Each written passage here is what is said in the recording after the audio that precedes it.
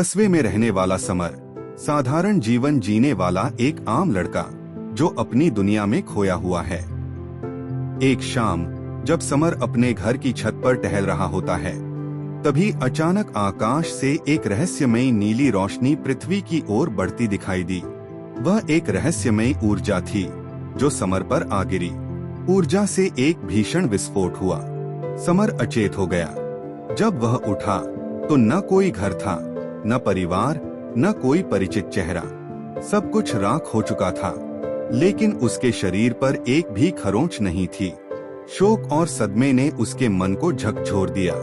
इस सदमे में समर एक विक्षिप्त जैसी दशा में वह विभिन्न शहरों जंगलों में भटकता रहा। धीरे धीरे उसकी पहचान धुंधली हो गई।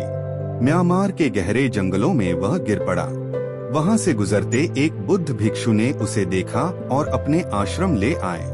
आश्रम एक पवित्र स्थान था जहां विद्या, ध्यान और युद्ध कला सिखाई जाती थी। कई महीनों तक उसकी देखभाल हुई। उसका शरीर और मन दोनों धीरे धीरे पुनः जागृत हुए। उसने पहले श्रवण किया, फिर अभ्यास करना शुरू किया। 5 वर्षों में वह शारीरिक, मानसिक और आत्मिक रूप से बदल गया। एक दिन अभ्यास के दौरान समर को गहरी चोट आई।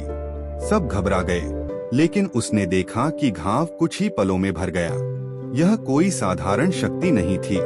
उसे महसूस हुआ कि वह एक विशेष ऊर्जा से जुड़ा हुआ है, वही जो उस रात उसके ऊपर गिरी थी। गुरु ने उसकी परीक्षा ली और आश्चर्यचकित होकर उसे नया नाम दिया, बाली। अग्नि से जन्मा एक नया योद्धा। बाली की लोकप्रियता आश्रम में बढ़ने लगी, लेकिन कुछ वरिष्ठ भिक्षुओं को यह पसंद नहीं आया। वे भयभीत हो गए कि कहीं गुरु अगला उत्तराधिकारी बाली को न बना दें। उन्होंने एक षड्यंत्र रचा। आश्रम की शास्त्र गृह से पवित्र ग्रंथ गायब करवाए, झूठे गवाह तैयार किए, गुरु के सामने चोरी के आरोप लगाए। चोरी के झूठे आरोप लगने पर बाली क्रोध से भर गया। अपने आत्मसम्मान के लिए उसने गुरु और सभी शिष्यों के सामने 5 षड्यंत्री भिक्षुओं को चुनौती दी और कहा, मैं लड़ूंगा अपने सत्य की रक्षा के लिए। अगर मैं हार गया तो खुद को निर्वासित कर दूंगा। अगर जीत गया तो फिर तुम्हारी जगह इस पवित्र भूमि में नहीं होगी। अगले दिन खुले मैदान में 5 भिक्षु बाली से भिड़ गए।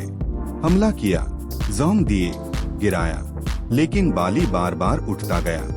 उसका शरीर हर चोट को भरता गया। 2 दिन तक यह संग्राम चलता रहा।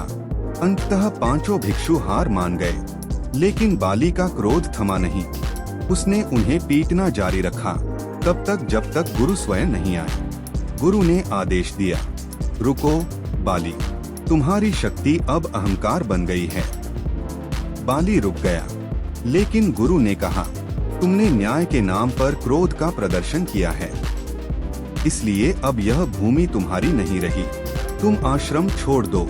बाली मौन रहा और फिर प्रणाम कर चला गया।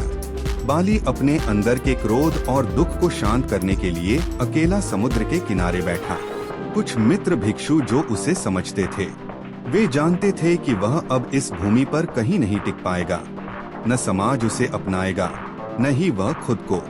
इसलिए उन्होंने गुप्त रूप से एक छोटी सी मजबूत नाव बनाई, ताकि बाली नए सफर पर निकल सके, जहां शायद कोई नई जमीन, कोई नई आशा या उसकी शक्तियों का सही उद्देश्य मिल सके। रात को समुद्र में तूफान आ गया। बाली की नाव डूब गई, लेकिन अगली सुबह वह एक रहस्यमयी निर्जन द्वीप पर आंखें खोलता है। वह जीवित था, लेकिन अकेला, अज्ञात भूमि पर, जहां कुछ अलग इंतजार कर रहा था। अगला भाग, बाली और जेनिफर की मुलाकात। जल्द आ रहा है।